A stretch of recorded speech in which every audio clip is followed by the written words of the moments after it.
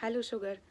في مثل انجليزي كده بيقولك لا تصارع الخنازير في الوحل والطين.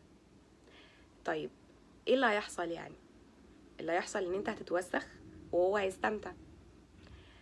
الناس اللي هي بتحطك في صراعات ومشاكل عشان انت تتعب نفسيا وهي تقعد تستمتع بتعبك ده وان انت تنكد، فانت كده اديت لهم الفرصة على طبق من فضة زي ما بيقولوا.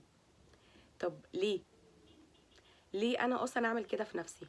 افكر كده شوية، هي المشكلة او الموضوع اللي انا داخل فيه ده يستاهل اصلا؟ ربنا قال في القرآن واعرض عن الجاهلين. طب فكر كده شوية، اي شيء انت ممكن تخسره في سبيل راحتك النفسية او سلامك النفسي، مش ده مكسب بالنسبة لك؟